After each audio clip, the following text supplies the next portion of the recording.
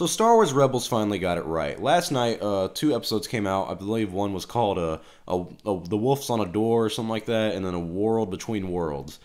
So I will say these were very good episodes. They weren't amazing. They weren't horrible. It did a lot right and it did a lot wrong. I'm interested in where the show's going, considering next week's its last three episodes back to back, kind of like a movie. But whatever. So spoilers and whatnot ahead. I don't really care. Kanan died last week. I forgot about the show existed. I forgot the show existed until last week when he died. I was like, oh, I forgot about that. It's still a thing.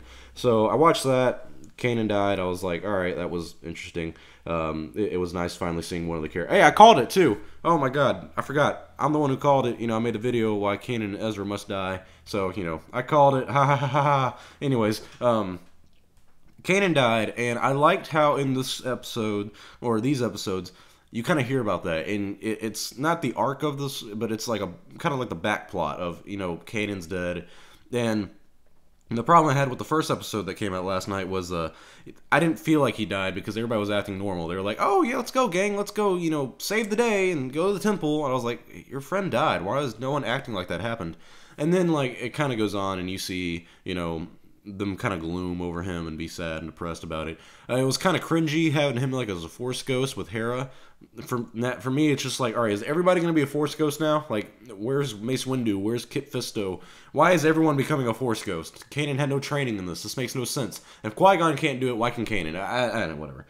So it was interesting seeing them kind of grieve over him. The tone was a little darker. Not darker, but a little more depressing. It wasn't as joyful as most Star Wars Rebel shows or episodes are. So I like that. I was fully, like, expecting it not to do anything like that, but it really did well. And so as the show went on, as the episodes went on, it was an interesting ride. A lot of people are giving these episodes a lot of praise. I'm cautious about it. It had a cool concept. I liked the idea of what they were trying to do with the temple, the father, the son, and the daughter.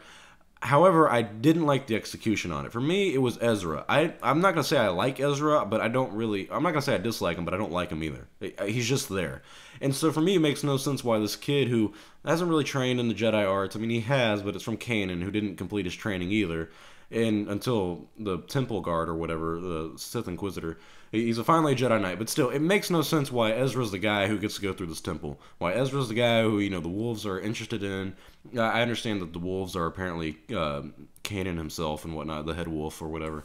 For me, it's like, why is Ezra the dude who gets to go through time traveling stuff? That doesn't make sense. He saved Ahsoka, which was very interesting and cool. I like that aspect of it.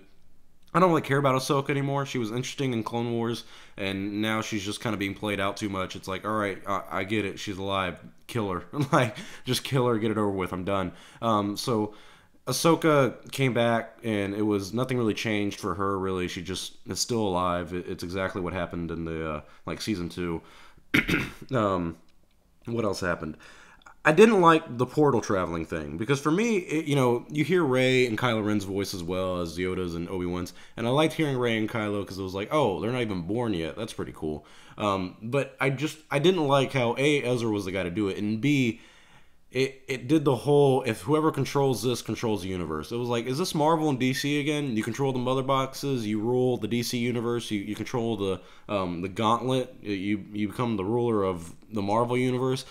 When that happened, I was like, oh, come on, again? And so, of course, the Emperor's looking for this portal, and by God himself or something, he makes a ritual, which makes him go through the portal. So it's like, why are you looking for the temple door if you can just make your own portal? And don't tell me that he can't enter it because his hand went through, and he shot fire through it. So I don't understand any of that. He also looked kind of weird. Like, there's a scene where he, like, rolled his eyes back and everything. It looked really, really cringy. But, it was great seeing and hearing the Emperor again. I was very interested by that. Overall, though, the episode, Rebels finally kind of found its foot, where it's like, of course at the end, where it's like, oh, this is finally an interesting show. A problem is they're relying so much on the stuff they already established in the Clone Wars to make this show better, which, fair enough. If it ain't broke, you don't fix it, and this obviously works, because it does make the show better. However, it's really creative by, trying new things on, portals and, you're traveling through time and space. However, I just don't think it was executed properly. Apparently, that's the only temple, and, they destroyed it and everything. Apparently, Ezra destroyed it. That's what they said on, the Rebels com or something.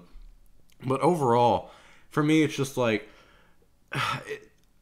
the Force is interesting, and you want to learn about it. The father, the son, and the daughter. I like learning about them and seeing them. I was really like excited for seeing just the paintings of them. I was like, wow, that's really really cool.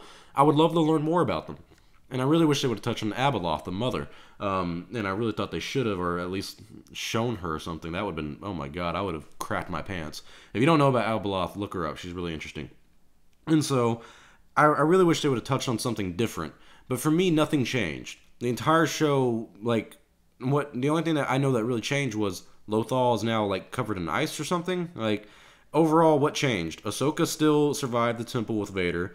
Kanan's still dead, and I mean, what else do you need to know? The guy that was introduced died or something. The temple guy.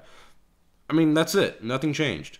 I guess it's a last lesson or something like that, like Ezra was saying. But still, overall, it just nothing really changed for me. And I'm not gonna sit here and tell you it wasn't a good episode. I'm just saying it didn't do much.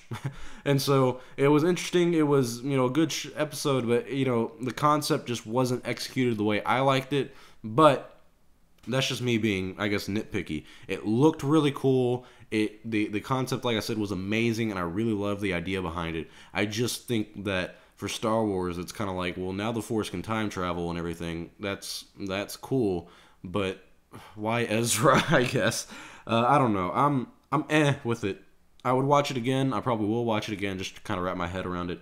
But overall, the episode for me gets about a 8 out of 10. It has some cool moments, had some bad moments, but overall it was a good episode, or a good hour long, 2 episodes, whatever. I don't care. So comment your thoughts below. What do you guys think about last night's Star Wars Rebels episode? Did you like it? Did you dislike it? What did you like about it? Do you like the idea, or do you not like the idea and think it kind of dabbles too much with the mythos of Star Wars and the Force? I don't know. Comment your thoughts below. I'm Star Wars Only. Hope you guys enjoyed this video. I'll see y'all next time. May the Force be with you always.